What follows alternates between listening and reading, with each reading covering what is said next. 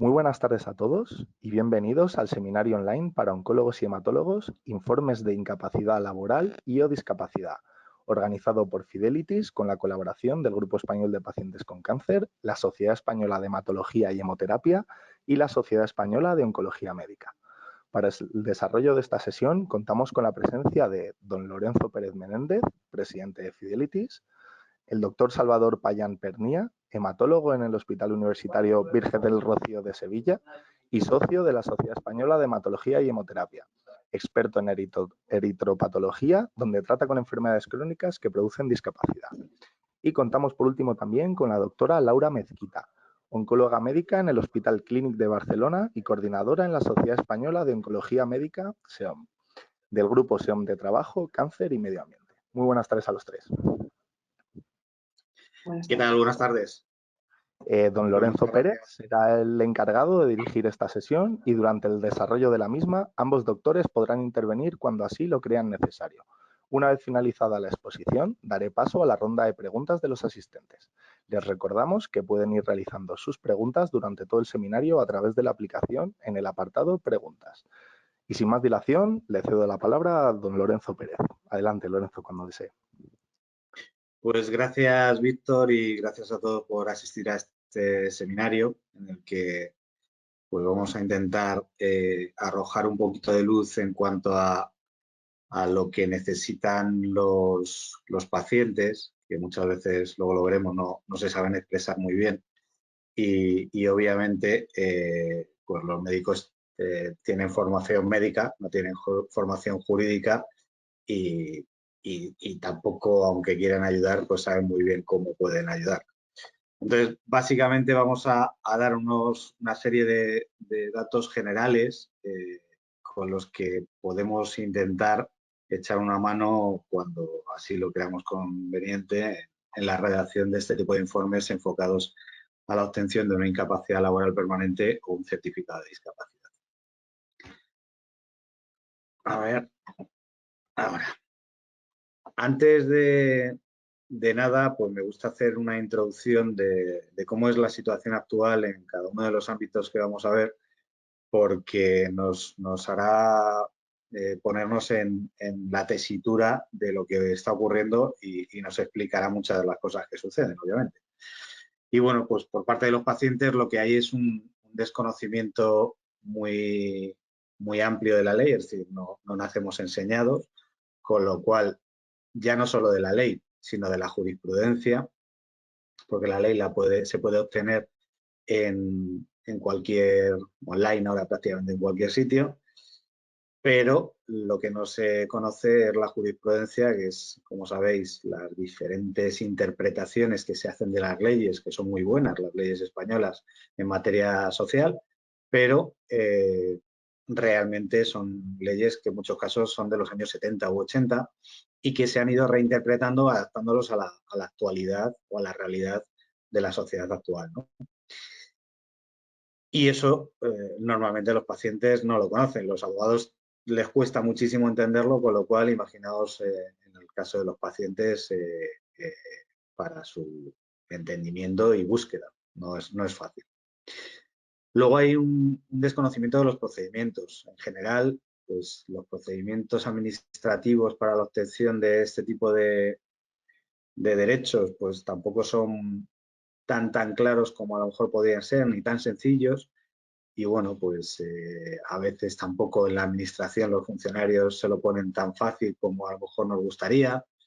Y bueno, pues hay veces que se pierden en tanto procedimiento que les hacen perder los derechos y por lo tanto pues existe este grandísimo problema en cuanto a que tampoco se conocen los procedimientos reales o los más adecuados para poder llegar a obtener un derecho.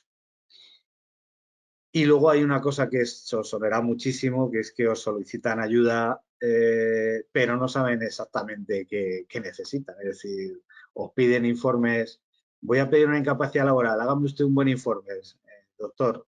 Y claro, pues no saben qué pedir. No tienen ni idea de qué es lo que les puede venir bien o mal o regular para su procedimiento de incapacidad laboral o para su certificado de discapacidad. Por parte de los médicos, pues nuestra experiencia nos dice que la mayoría quiere ayudar a sus pacientes, pero pasa lo mismo que decíamos antes con los pacientes. Y es que obviamente la formación académica y posterior en la práctica no tiene absolutamente nada que ver con el derecho en general, ¿no? Entonces, tampoco saben muy bien cómo ayudar. No, o sea, en cuanto a la redacción del informe, pues mi hija que se está formando para ser doctora, pues la están formando a nivel técnico, a nivel de diagnósticos, a nivel pues eso, datos médicos que tienen que introducir en sus informes y que es lo que van a utilizar para su seguimiento clínico, ¿no? Pero obviamente cuando alguien le pide ayuda, pues es difícil que puedan saber exactamente cómo pueden ayudar. Y luego hay una presión muy, muy grande por parte de la administración en cuanto al mensaje claro y continuo de que no hay recursos. No hay recursos para nada. No hay recursos para la sanidad, no hay recursos para las prestaciones sociales, no hay recursos para nada. Con lo cual, al final, eso se nos queda en el subconsciente y nos sirve como también presión para que a veces nos cueste más movernos, ¿no? Los informes médicos, y esto no es una crítica, es única y exclusivamente lo que es normal, por lo que decía antes, son excesivamente técnicos. ¿Pero por qué? Porque no van dirigidos a la obtención de la prestación, sino al seguimiento clínico del paciente, es lo normal. O sea, esto es algo que obviamente es la realidad de lo que existe y que la administración pues utiliza posteriormente para, como veremos que la legislación española no tiene nada que ver con la parte técnica médica, pues digamos que choca y es lo que utiliza un poco la administración para denegar. Entonces, no es un tema de que no se quiere hacer, sino que es algo que se debería entender de otra manera o cambiar algún punto. Eso sí, vamos a intentar aquí, desde aquí, daros algunas pautas, por lo menos por encima, para que sepáis cómo poder ayudar de forma general a vuestros pacientes. Luego, por parte de la administración, pues ese mensaje generalizado de la falta de recursos, que lo oímos todos los días. Una falta de actualización en la aplicación de las leyes. Si tú le preguntas a un funcionario por según qué ley de la seguridad social, que ha tenido en los últimos 20 años 20 actualizaciones, pues probablemente las desconozca porque la jurisprudencia obviamente no está tan al alcance del ciudadano como ni siquiera de los abogados, como decíamos antes, y por lo tanto es normal que lo desconozca, con lo cual hay muchas veces que se les pregunta por un determinado derecho, una determinada prestación, y te contestan de forma errónea porque desconocen cómo se aplica la última jurisprudencia. Hay una cosa que pasa continuamente y es que desestiman por sistema los informes privados.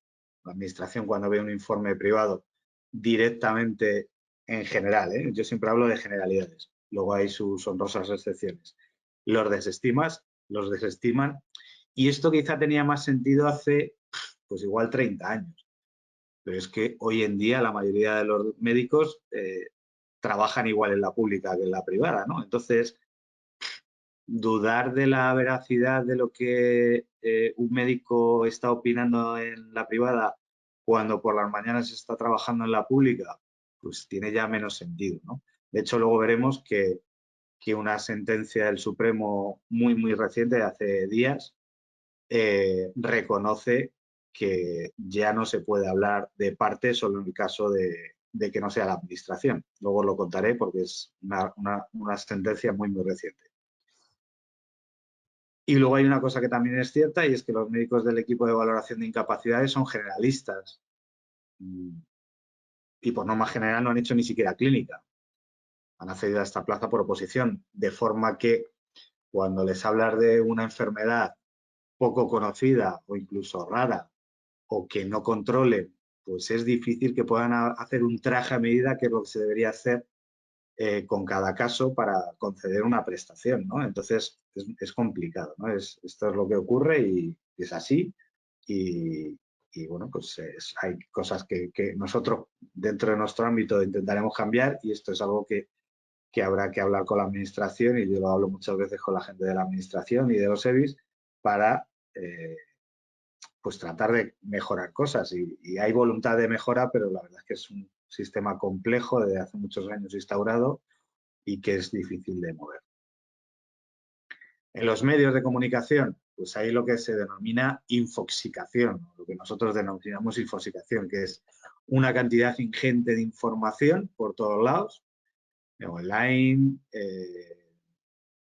los periódicos, las revistas, la radio, etcétera, etcétera, pero una gran parte de esa información es muy tóxica, porque o es errónea, o es ambigua, o te puede dar, o está sesgada, con lo cual te puede dirigir hacia senderos que te van a probablemente malguiar para la obtención de tus derechos. Esto es muy común, el doctor Google y el abogado Google, ¿no? Esto lo habréis, lo sufriréis a menudo, incluso tanto más que nosotros, y es así, es una realidad tremenda, ¿no? Y luego, pues, desde la administración, pues, hacia abajo hay una presión mediática. Abrimos todos los días los telediarios, las portadas de los periódicos, la radio, etcétera, con titulares sobre la falta de recursos, y esto cala en todos los segmentos de la población, pues incluidos vosotros, nosotros, y los propios jueces, que son personas como todos nosotros, y es un mensaje que cala en el subconsciente de todos y al final puede influir en la toma de decisiones, ¿no? Y luego en los abogados hay una cosa que es muy rara, porque esto no suele pasar en otras profesiones. O sea, si tú tienes un cáncer, no vas a que te trate el traumatólogo, ni siquiera tu médico de cabecera, sino que vas a que te trate el oncólogo, ¿no? Bueno, pues en los abogados no. En los abogados solemos acudir al abogado que nos ha llevado al divorcio para llevar un tema de incapacidad laboral, o al abogado generalista que lleva un poco de todo. Y la verdad es que esa falta de especialización, cuando se trata de temas tan de detalle como la incapacidad laboral o la discapacidad, hace inclinar la balanza hacia un lado o hacia otro. Muchas veces no se obtienen los derechos porque el asesoramiento que ha recibido una persona por parte de un abogado no ha sido especializada, y por lo tanto se ha dejado detalles por el camino que le hacen perder sus derechos, y a lo mejor incluso no los puede recuperar por ser hecho juzgado, cosa juzgada, lo que sea. También tienen un desconocimiento muy profundo de la forma actual de la administración. Todo abogado que no lleve, no hablo de 3 casos al año, hablo de cientos de casos al año de incapacidad laboral o de discapacidad, pues difícilmente va a saber cómo hay que preparar un tribunal médico en el equipo de valoración de incapacidades, o las entrevistas del equipo de valoración y orientación en el caso de la discapacidad. Es muy complicado. Entonces, obviamente, si no conoces a tu, que no me gusta decir rival, pero si no conoces cómo va a actuar quien va a juzgar o quien va a conceder el derecho, pues difícilmente puedes reenfocar o puedes dirigir la solicitud o los escritos para saber cómo lo pueden interpretar o dejar de interpretar, ¿no? Y luego hay una cosa que nosotros no hacemos a través de las asociaciones, pero que el resto sí hace, y es cobrar por adelantado. Antes de darte los buenos días, pues los abogados te piden una provisión de fondos para darte cualquier tipo de asesoramiento. Y nos metemos ya un poco en materia, ¿no? Una vez visto habiendo hecho este preámbulo de cómo está la situación, la que nos encontramos todos los días, ¿eh? O sea, para que os hagáis una idea, desde Fidelities llevamos más de 15.000 casos al año de incapacidad laboral y discapacidad en toda España. Y este es nuestro día a día, o sea, esto es nuestro día a día, pero vamos, con unos volúmenes muy, muy elevados, y nos lo encontramos prácticamente, por no decir a diario, todo lo que os acabo de contar de forma general. obviamente con sus excepciones y mucha gente haciendo las cosas bien, pero efectivamente pasa todo esto que os acabo de decir y muchas más cosas que quizá en un seminario no se deban decir. Por orden de prioridad, y me refiero a la vía administrativa, ya sabéis que la administración entiende que los informes más importantes son los de los médicos especialistas. A continuación, por públicos, entiende que los de cabecera pueden ser un buen complemento. Y, excepcionalmente, y cuando se trata de alguna clínica quizás de prestigio o de algún médico de prestigio, empiezan a aceptar en la vía administrativa, pero raramente, los informes de especialistas cuando son desde el ámbito privado. Y luego, para la vía judicial, antes ni los valoran los informes médicos periciales. Lo normal es que no, en el 99,9% de los casos, si presentas un pericial en vía administrativa, no lo van ni a mirar. Que luego veremos que deberían empezar a mirarlos. En la práctica yo sé que van a seguir sin mirarlos, pero realmente se deberían mirar tanto los privados como los periciales. La legislación española, que por un lado es, si no decir la más avanzada, de las más avanzadas al menos del mundo en materia sociolaboral, pues tiene una característica que a mí me parece de hecho más objetiva y sobre todo a nivel jurídico, y es que no se basa en diagnósticos, porque como todos sabemos, la misma enfermedad no actúa de la misma forma en dos individuos diferentes, ¿no? Entonces, se basa en secuelas y limitaciones, no en diagnósticos. Alguien que padece lupus o un cáncer, pues ni le afecta de la misma manera, ni le ha atacado de la misma manera a su cuerpo, ni sus defensas son las mismas, ni tiene la misma resistencia al dolor, etcétera, etcétera, etcétera. Por lo tanto, hay que hablar de secuelas y limitaciones, que es lo que se tiene en cuenta y lo que se debe tener en cuenta a la hora de valorar una incapacidad laboral permanente o un certificado de discapacidad. Secuelas y limitaciones, ¿vale? Y luego, como os decía antes, el Supremo, hace unos días, acaba de lanzar una sentencia que equipara los informes privados con los públicos. Es decir, digamos que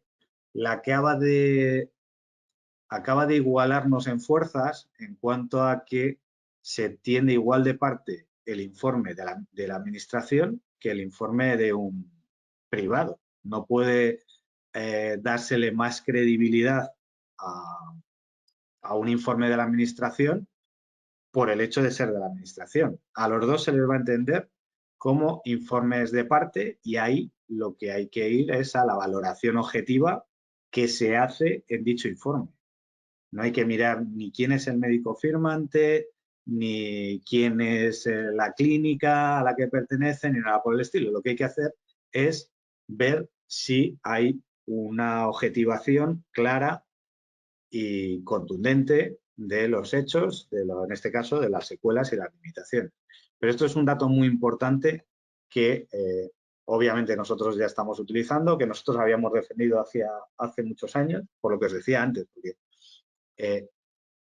hablar de que un médico que por las mañanas está en la pública y por las tardes en la privada va a cambiar de criterio profesional por el hecho de hacer el informe desde la pública o la privada, pues no sé, a mí se me hace duro pensarlo, ¿no? O sea, no lo veo, no logro entenderlo. Y el Supremo acaba de confirmar que es así, es decir, la administración actúa de parte tanto como un informe privado, con lo cual ya no se le puede dar, muchos jueces le daban muchísima más credibilidad, entre comillas, a los informes de la administración, los informes públicos, que a los informes privados, ¿vale? Bueno, y aquí en cuanto a la valoración de informes, deciros pues algunos datos que nos pueden ayudar. Partimos de la base de que obviamente no hay ni que mentir ni que exagerar. Es decir, aquí no se trata ni de vamos a ayudar exagerando o mintiendo, sino realmente haciendo un fiel reflejo de la situación del paciente. O sea, es suficiente, es más que suficiente. ¿Cuál es el problema? Que obviamente hay parte de lo que vamos a ver luego que interfiere en esas redacciones y que podemos tener en cuenta a la hora de redactar. Es decir, como todos sabemos y hemos dicho antes, no impacta de la misma manera un cáncer, por ejemplo, en un paciente o en otro, siendo el mismo cáncer, de colon, de lo que sea. Pero sí que puede haber una serie de secuelas y limitaciones similares que muchas veces incluso el paciente omite porque se centra en según qué cosas o está nervioso, porque muchas veces está muy nervioso, y que incluso se lo podemos recordar. Y si el paciente nos confirma o sabemos perfectamente que esa situación está produciéndose, esa secuela o esa limitación, pues ¿por qué no reflejarla? Es decir, no hace falta entrar ni en el diagnóstico ni en el fondo de la cuestión de los informes. Realmente, solo hay veces, lo normal, bueno, lo normal, no, lo que hay que hacer siempre es tener en cuenta algunos datos sobre la forma. Como digo ahí, nunca en el fondo. Es decir, un abogado ni un paciente se puede meter en el fondo de un informe médico. Sería una locura, ¿no?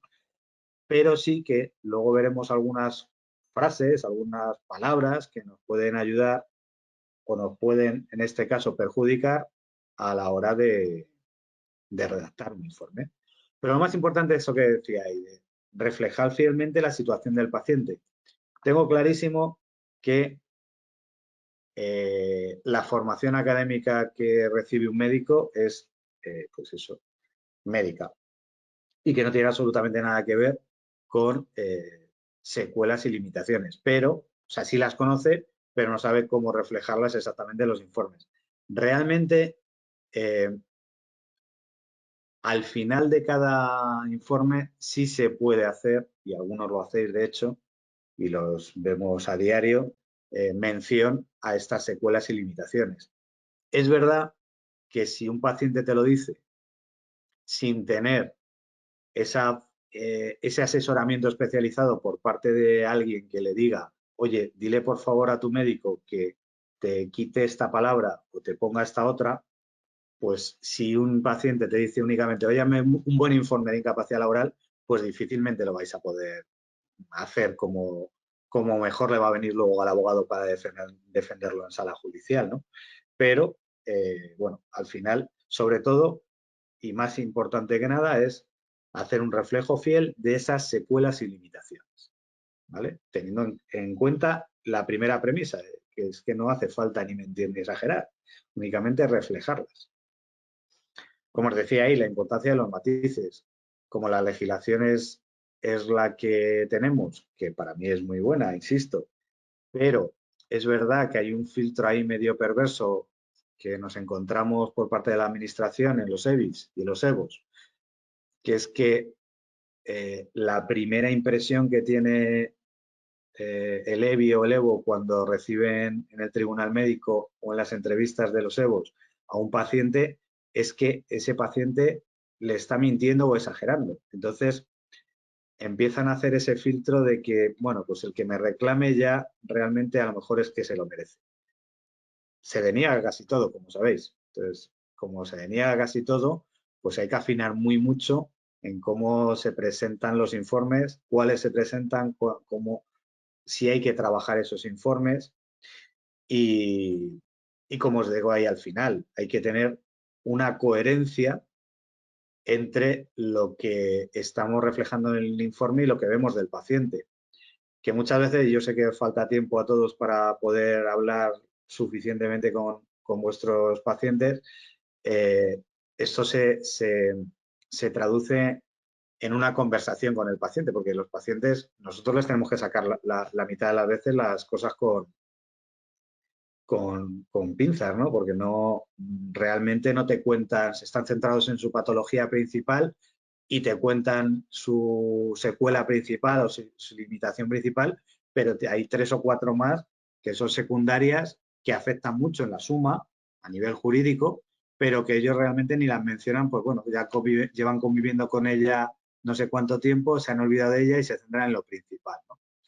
Bueno, pues si realmente supiéramos sacar esa información del paciente o si el paciente nos lo refiriese de forma adecuada para poderlo reflejar en el informe, pues podríamos, a la hora de presentar un informe y luego defenderlo en el tribunal médico y posteriormente en sala judicial, tener esa coherencia que buscamos. Es decir, que los informes, lo que te ha contado a ti el paciente, a ti médico, a nosotros abogados, y lo que va a decir luego en el tribunal médico y lo que vamos a defender posteriormente en sala judicial sea coherente. Es decir, no podemos presentar un discurso por parte del paciente que no venga soportado por informes médicos y que luego si de repente aparezca en un informe pericial. Pues no es coherente y por lo tanto esa falta de inconsistencia va a hacer probablemente que no se obtenga el derecho.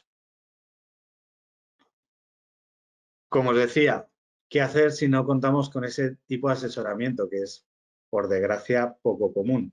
Nosotros podemos llegar actualmente pues como al 10% de los casos de incapacidad laboral en España. No llegamos al total, obviamente.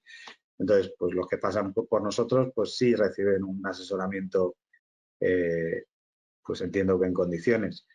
Pero el 90% de la gente, o por desconocimiento o porque directamente como ciudadano que paga sus impuestos piensa que la administración le va a reconocer sus derechos a la primera, pues va a pecho descubierto a solicitar su incapacidad permanente o su certificado de discapacidad y presenta lo que le han dado, básicamente.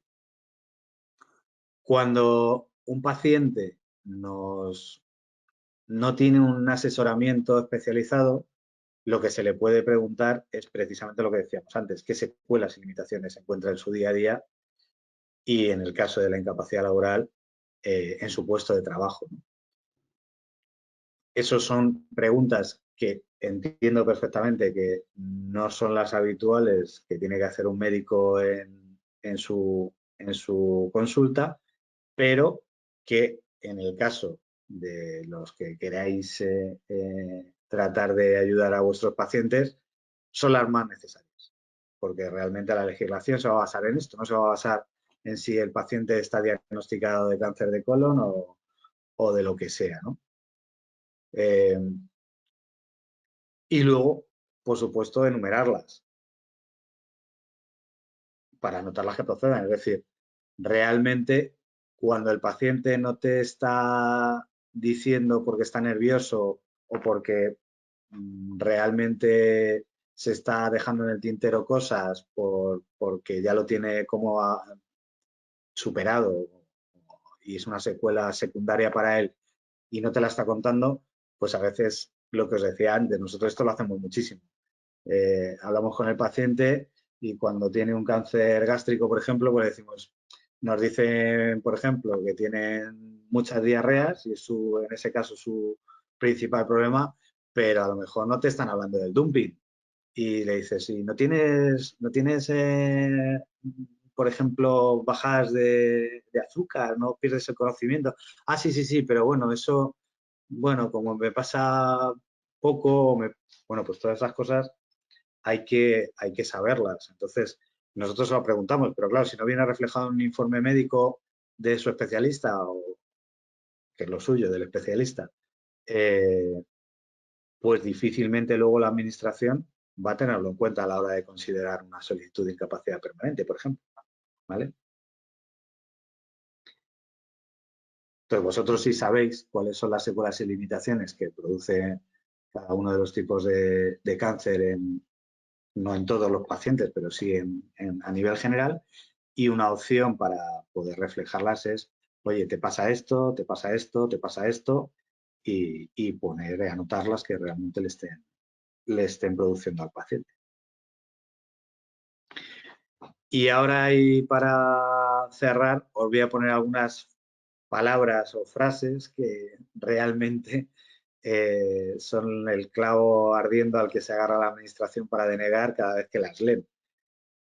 No me refiero a cuando sean tal cual. Es decir, si un cliente presenta mejoría, pero es que hay veces que esa mejoría viene englobada dentro de un paquete, por así decirlo, de secuelas, limitaciones, evolución, etcétera, etcétera, que es el clavo ardiendo. A lo mejor resulta que de una secuela el paciente está mejor, pero en su conjunto el paciente no ha evolucionado de forma favorable, porque se ve además en las limitaciones en las secuelas. Bueno, pues en el momento que aparezca la palabra mejoría, va a ser el clavo ardiendo al que se va a coger la administración para denegar. El pendiente de evolución.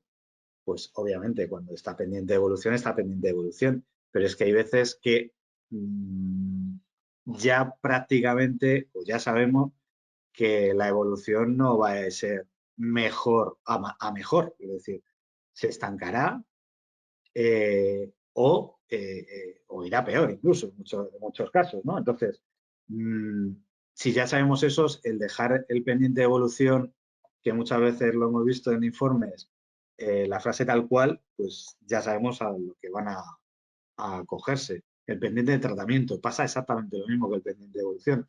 Cada vez que hay un pendiente de tratamiento, aunque ese tratamiento no vaya a hacer reversibles las secuelas, pero si está pendiente de tratamiento porque no ha terminado, pero ya sabemos que las secuelas no van a ser reversibles o las limitaciones no van a ser reversibles, al menos pongámoslo, es decir, pendiente de evolución o pendiente de tratamiento, pero aunque se finalice el tratamiento, las secuelas no van a ser reversibles, pues lo sabemos, porque hay muchas veces que sí se sabe. Bueno, pues habría que matizarlo. Ese es el pequeño matiz que habría que añadir a esa frase para que no sea el clavo ardiendo que decíamos antes al que se va a acoger. El paciente refiere, digamos que lo que le da la potestad a la administración es para decir, bueno, pues es un hecho subjetivo 100%, no es una secuela, no es una limitación, porque no me lo dice el médico. Es algo que el paciente refiere y de hecho la interpretación que se hace en los EBIs del refiere se lo está inventando, para que lo sepáis. Entonces, cada vez que pongáis un refiere, o lo matizáis o que sepáis que la interpretación que va a hacer el equipo de valoración de incapacidades o el funcionario que vaya a resolver es que el paciente se lo está inventando. Aunque no sea así, porque vosotros estáis diciendo lo que os está diciendo el paciente.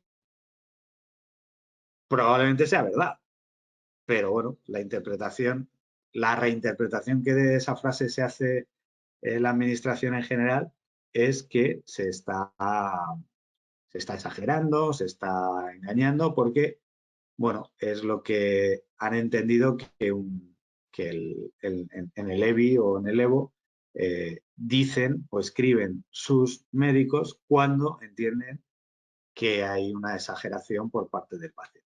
Entonces, bueno, que sepáis que ese refiere, pues va a servir para que lo reinterpreten como lo que os estoy diciendo. Y bueno, tampoco quiero enrollarme mucho. Al final, lo que os he tratado de dar es un panorama general de lo que ocurre actualmente, ojalá y vuestros pacientes os lleguen con el asesoramiento adecuado para que no tengáis nada más que a lo mejor pues quitar un refiere o añadir un pequeño matiz, que yo sé que la mayoría de vosotros estáis dispuestos a, cuando no tocan el fondo del informe, hacerlo porque sabéis que ayuda a vuestro paciente. Pero para aquellos pacientes que no lleguen con ese asesoramiento especializado, pues lo único que podéis hacer es más o menos es lo que os he dicho, es decir, intentar sacar esa información, obtener esa información y reflejarla lo más fielmente posible en cuanto a secuelas y limitaciones que coincidan con las que son propias de la patología que estáis tratando. Y nada más, a vuestra disposición para lo que necesitéis, tanto ahora como en el futuro, si necesitáis que os echemos una mano con cualquier cosa, a vuestra disposición os tenéis a través de GEPAC. Víctor, Begoña, Marcos os pueden facilitar nuestros datos, mis datos, y os ayudaremos encantados en todo lo que necesitéis. Pues muchísimas gracias, Lorenzo, por tu exposición. La verdad que creo que ha sido muy, muy ilustrativa. Y bueno, me comenta la doctora Mezquita que quiere realizarte unas preguntas. Perfecto. Yo también darte la enhorabuena, Lorenzo, porque esto es un tema que a nosotros es nuestra pesadilla diaria. Le estaremos haciendo los informes bien. Intentamos hacerlos lo más largos posibles para decir así no se nos olvida nada, y yo creo que lo hacemos más complejo todavía. Y sí, a yo veces. tenía unas preguntas, sobre todo, me dedico a tumores torácicos, así que mi día a día en consulta son los pacientes con cáncer de pulmón. Y entonces una de las cosas que veo es que a veces pues estas secuelas y limitaciones se entienden de una forma global en el paciente con cáncer, y claro, no tiene nada que ver un paciente con cáncer de mama que un paciente con cáncer de pulmón, y creo que hay muy poquita información, o sea, no sé si hay alguna información específica por diferentes áreas de patologías y también con diferentes enfermedades, porque nuestros pacientes, por ejemplo, el cáncer de pulmón, pues tiene muchas enfermedades asociadas, ¿no? Son pacientes que ya son fumadores o porque tienen alguna patología respiratoria previa, pues se asocian a enfermedades no oncológicas, y entonces a veces nosotros lo ponemos como antecedentes, pero como en plan en bronquitis crónica o alguna mujer, algunas pacientes que tienen fibromialgia, que son enfermedades que se podrían asociar, pero que nosotros lo ponemos como asociadas, ¿no? En ese caso, ¿crees que deberíamos hacerlo nosotros, o el médico de cabecera, o los 4 especialistas que lleven al paciente? Lo ideal en estos casos es que cada especialista refleje las suyas. Es verdad que las que son derivadas, pues por ejemplo, lo que dices tú, las bronquitis cuando sean cáncer de pulmón o similares, bueno, pues ahí sí te puedes a lo mejor, digamos, extender un poquito más, porque a lo mejor efectivamente es una secuela derivada o que, bueno, pues entre antecedentes y secuela derivada más que de la bronquitis, que sigue siendo diagnóstico, de lo que le produce en cuanto a la falta de aire, en cuanto al cansancio, en cuanto a esa fatiga crónica, en cuanto a incluso puede ser que desmayos, etcétera, etcétera, etcétera, ¿no? Entonces, esas son las cosas que, derivadas de, digamos, del órgano que tú estás tocando, te puedes explayar un poquito más, ¿no? Porque si no, lo normal es que hable cada especialista de la suya, ¿no? Si tú te empiezas a meter en áreas que, hombre, salvo que estén muy relacionadas, pues, pero lo que decía antes de la coherencia, es decir, que tú hables sobre temas que no te competen demasiado, hasta puede resultar hasta, pues eso, que parece que es demasiado de parte, ¿no? Cuando realmente estás reflejando cosas que le suceden al paciente y que lo conoces. Pero es verdad que si se hace bien el trabajo por parte de todos los especialistas, al final el que puede hacer un resumen muy bueno es el de cabecera. Y ahí hacer un informe global que refleje todas las secuelas y limitaciones. Eso sería lo ideal. Ese es la carta a los Reyes Magos que nosotros solemos pedir. Es verdad que es complicado, porque a veces un especialista lo hace, lo borda y te ayuda muchísimo, pero hay otros dos que te ponen diagnóstico, tratamiento y adiós. Y luego el de cabecera pues no sabe muy bien qué poner en el informe. Nosotros les intentamos decir, oye, mira, puedes poner esto, puedes poner lo otro. Igual, es decir, no entrando nunca en el fondo de los informes médicos, porque a nosotros no nos toca eso. A nosotros nos toca conjugar la parte médica con la jurídica para que luego sea coherente y en sala judicial pues un juez tenga claro que lo que se le está contando no es una peli de indios, es algo que está sucediéndole a ese paciente. Y yo creo que hay 2 cosas que has dicho que me he quedado como muy, bueno, lo del refiere, y seguro que Salvador está conmigo, aunque es nuestra coletilla diaria. Sí, Y lo ponemos continuamente, pero porque no nos damos cuenta, nos enseñan desde bien pequeños, entonces, claro. y va a tener un impacto negativo, así que eso yo me lo guardo para los informes que haga. Y luego lo de que no se basa en diagnósticos, sino en secuelas y limitaciones, que para nosotros a lo mejor simplemente es la valoración que hacemos del COG, ¿no? De Performance Status, del estado general del paciente, que ocupa dos palabras, ¿no?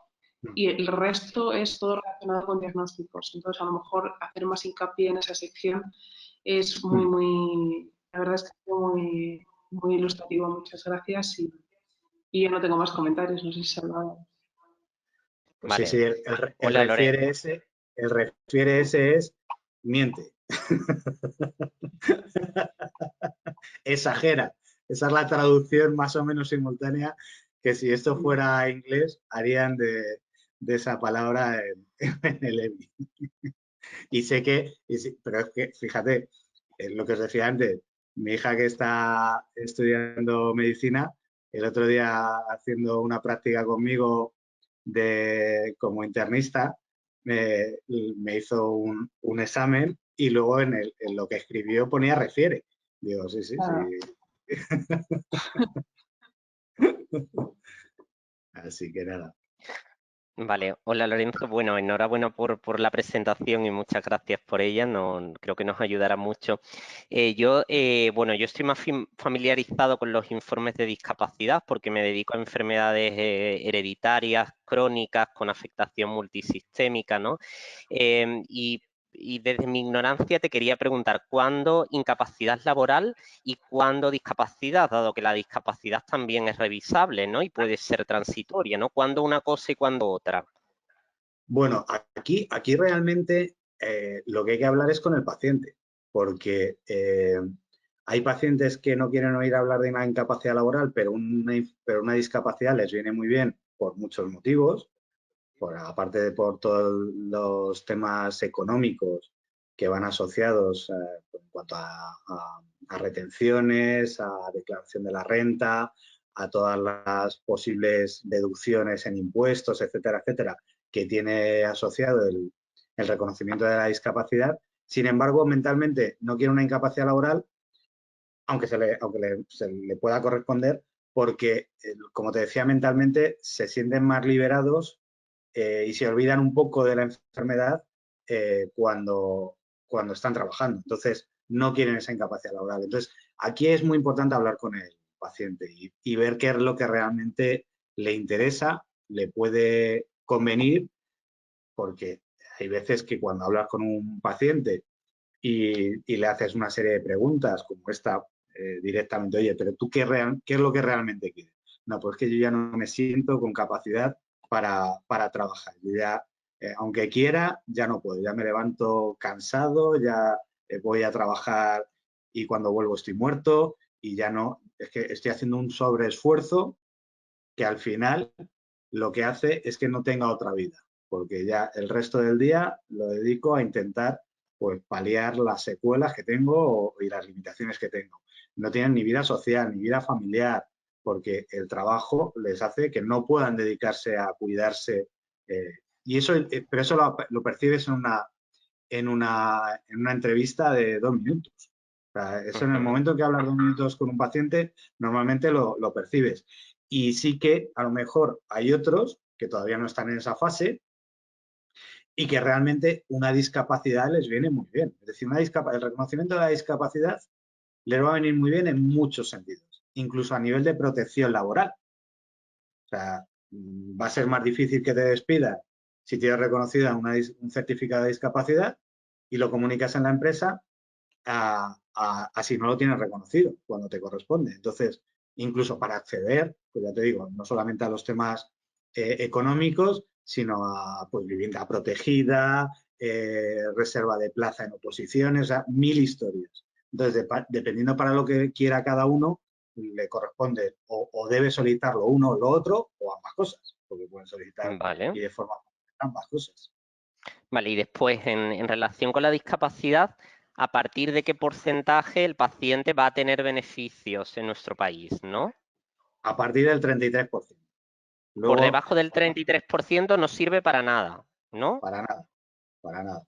Y lo más Vale. importante que le tenéis que decir a los pacientes es que traten de hacer un estudio de viabilidad antes de presentar las solicitudes. Porque hay muchas veces, bueno, nosotros todos los días nos llegan casos, he presentado esto y me han dado un 8. Pero es que ¿para qué has presentado esto?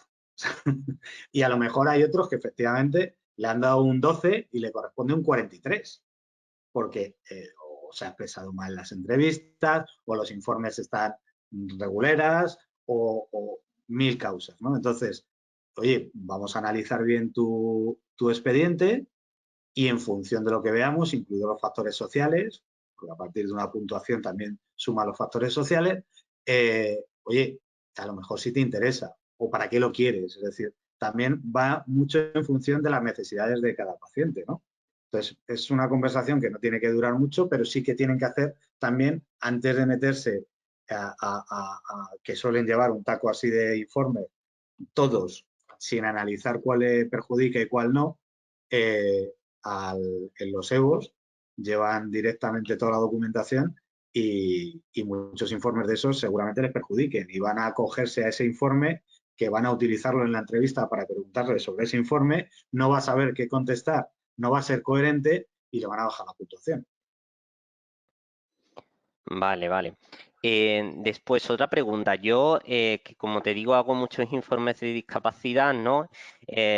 Porque tú dices lo de ser exhaustivo, pero yo creo que se requiere también un mínimo de conocimiento por parte del médico. Yo, a raíz de revisarme el Real Decreto 1971-1999 del 23 de diciembre, ¿no? Aprendí que el número de concentrados de Matías que un paciente recibe en un año, pues te sirve para puntuar más o menos, ¿no? Esto, a ti, yo puedo hacer un informe todo lo exhaustivo que sea, pero como yo no me lea eso, yo esto no lo sabía. Después también me enteré que el número de visitas que requiere un paciente en el hospital, también la frecuencia con la que lo visitamos, esto también puntúa, ¿no? Entonces, ¿qué información?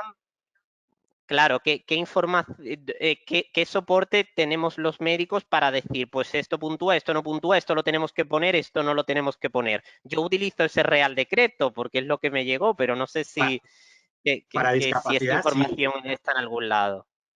Para discapacidad, sí. Lo que pasa es que a mí no se me ocurre decirle a un médico que ya tenéis 1000 historias en las que pensar, que os estudiéis el Real Decreto, que es un tocho, que además tiene unos baremos también interpretables y que os podéis volver locos y vamos, si os digo a un médico, ¿tú por qué tendrás una vocación brutal en Bueno, el porque me he tema dado cuenta jurídico?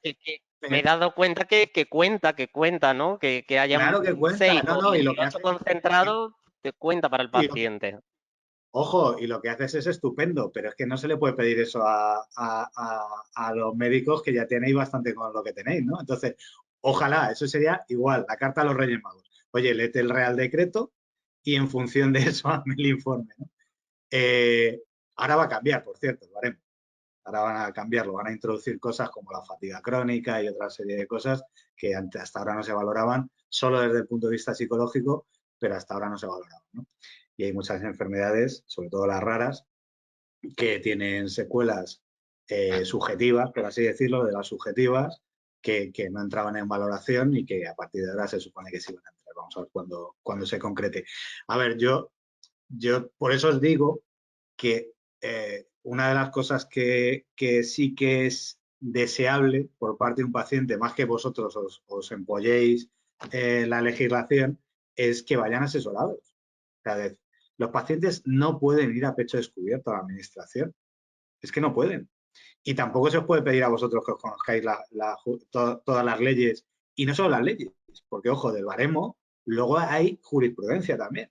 O sea, tú aparte de que tú te hayas empollado el Real Decreto, sobre eso también hay matices, porque la jurisprudencia va dando, por ejemplo, esto que os estoy contando ahora sobre cómo se va a hacer el nuevo baremo, viene derivado de sentencias del Supremo que reinterpretan ese baremo. Entonces, claro, pero es obvio, es decir, tú haces unas leyes, los legisladores hacen unas leyes y luego esas leyes se van actualizando, reinterpretando en función de lo que va aconteciendo en los tribunales de justicia, porque no pueden valorar a los legisladores toda la casuística. Es imposible, es imposible. Intentarán hacerlo lo mejor posible, pero es imposible que puedan introducir toda la casuística.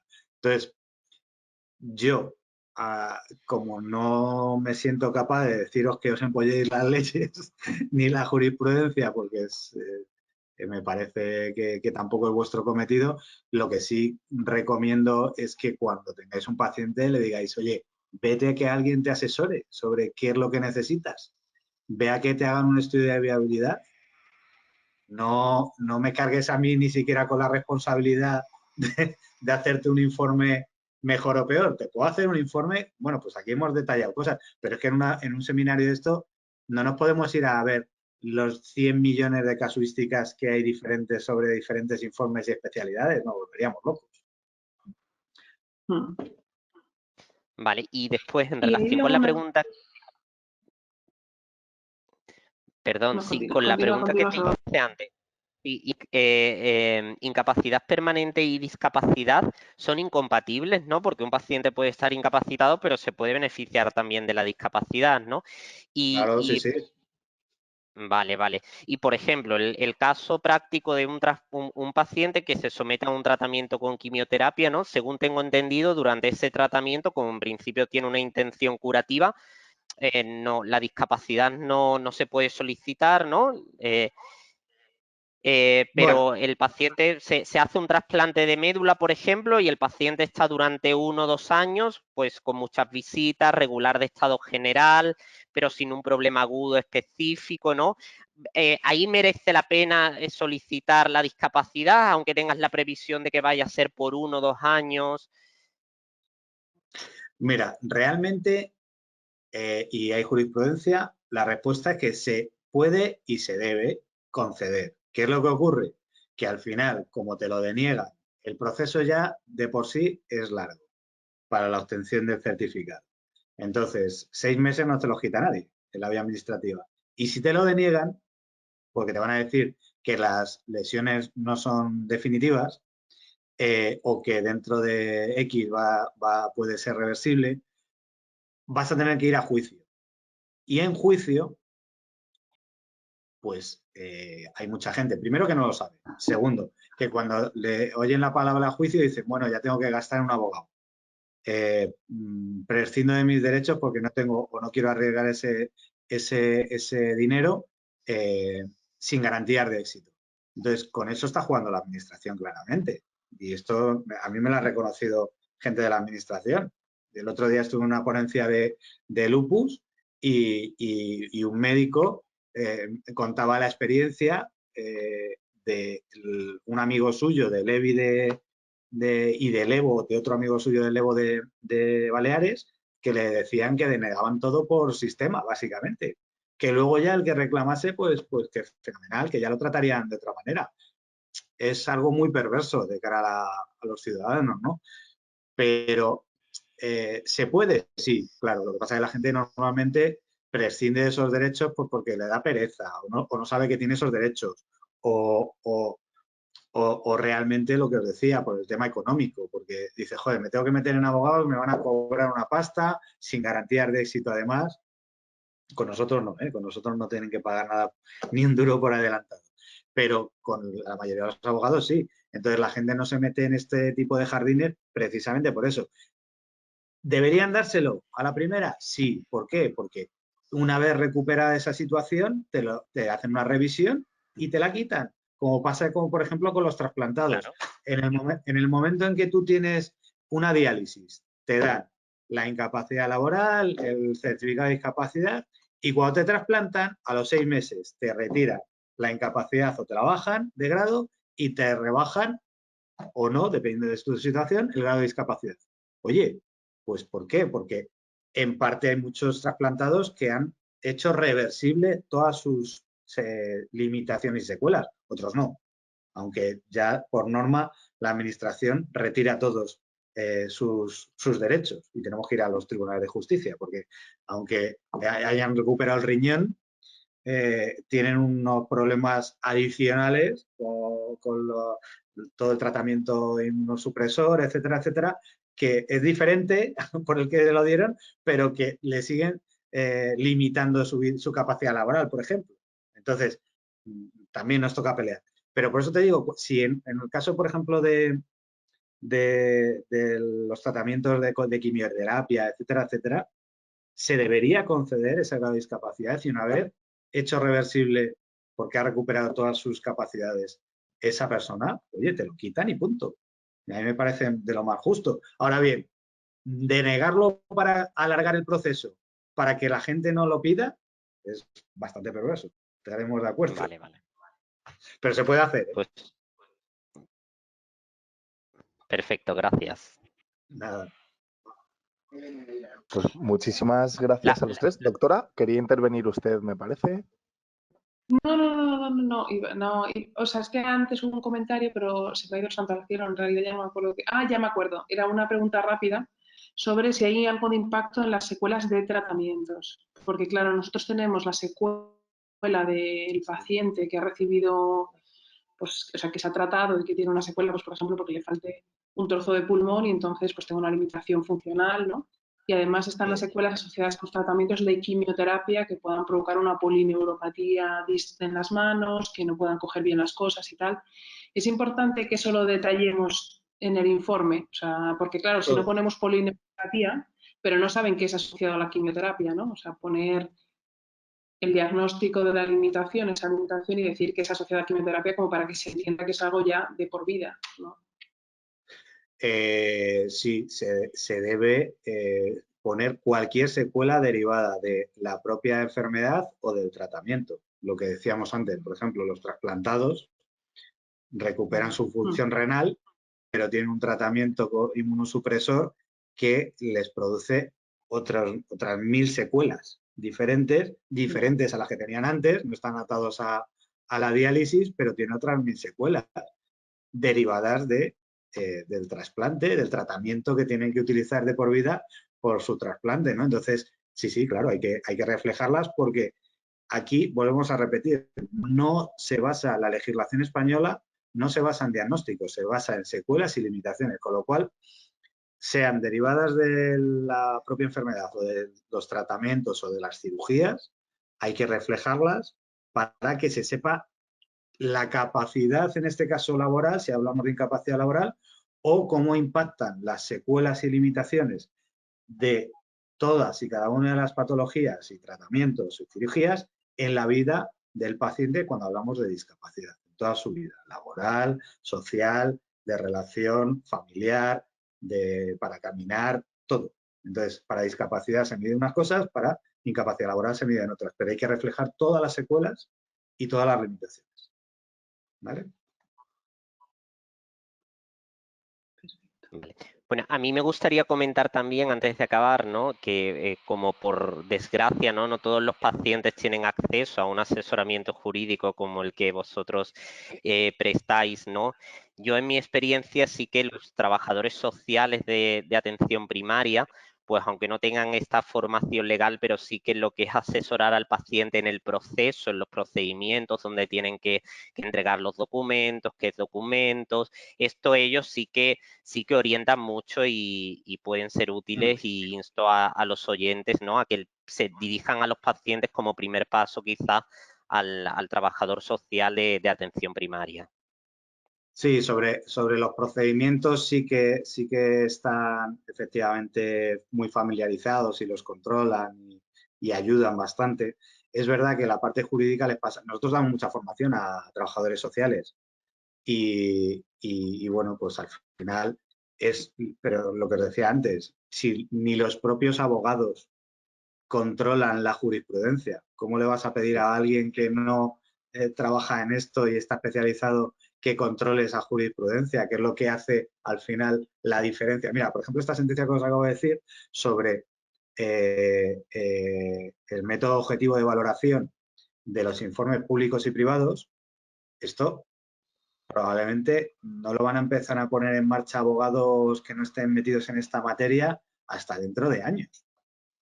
Es muy probable que no lo vayan a alegar en sus demandas. Y lo tienen que alegar, porque es algo muy importante. O sea, hay muchos jueces que son pro administración y que entienden que lo que dice un médico de la pública tiene mucho más valor que lo que dice un médico de la privada, cuando al final estáis trabajando la mayoría en la pública y en la privada. Entonces, ¿cuál es el criterio? No tiene ningún sentido ese criterio.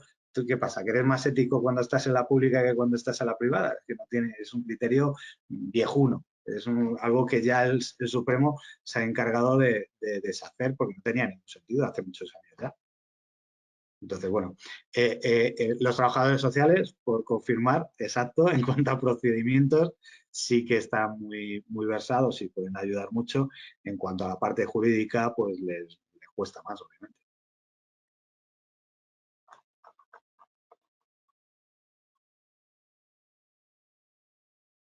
¿No hay más comentarios por parte de ustedes, doctores? Por mi parte, no. Muy bien, pues muchísimas gracias. Pues Lorenzo, para terminar, tenemos una pregunta de un asistente, ¿vale? Que en referencia a los estudios de viabilidad que había comentado antes, nos pregunta que cómo hacen el estudio de viabilidad previo a presentarlo. Me imagino que a dónde se tendrá que dirigir o con quién lo tiene que hacer. En nuestro caso, directamente nos lo puede enviar o a través de GEPAC, si es un tema oncológico, o directamente si no es socio o no quiere hacerse socio, lo que sea, pues a través de la web, en consultas, nos manda toda la documentación, le hacemos un estudio de viabilidad y le decimos, ¿esto es viable o no es viable? Y si no es viable, es que nosotros, a ver, bueno, tú lo sabes mejor que el resto, obviamente, Víctor, pero nosotros no cobramos honorarios si no ganamos. Entonces, no seguimos adelante con ningún caso que no sea viable. Entonces, si no es viable, directamente, mira, tu caso no es viable, no te pegues contra una pared porque vas a perder tiempo, dinero si lo llevas con otro abogado y te vas a frustrar. Entonces, no sigas adelante con un procedimiento que no es viable. Esa es nuestra recomendación cuando no es viable. Si es viable, oye, nos pegamos hasta el Supremo y el Constitucional o el Tribunal Europeo de Derechos Humanos, que también llevamos casos ahí. Pero si no es viable, no sigas con esto, porque te vas a perder tiempo, dinero y a nivel emotivo, pues te va a pasar factura. Muy bien, pues vamos, yo creo que no hay mejor consejo, la verdad. Pues esta persona, como ya ha escuchado a Lorenzo, si quiere contactar bien con Fidelities o con nosotros, o si no, bueno, como ha indicado Lorenzo, a un bufete de abogado especializado sobre todo. Así que con esto concluye el seminario Informes de Incapacidad Laboral y o Discapacidad. Muchas gracias a los ponentes por cedernos su tiempo de forma altruista y muchas gracias también a los asistentes por estar hoy aquí con nosotros. Esperamos que esta información les haya resultado interesante y les recordamos que si quieren volver a ver el seminario o recomendarlo a alguna persona, lo encontrarán en la página web de la SEDS y de la SEOM. Muchísimas gracias a todos y muy buenas tardes. Muchas gracias a los tres, de verdad. Gracias a vosotros. Gracias a vosotros. Gracias, un placer. Hasta luego. Buenas tardes. Adiós.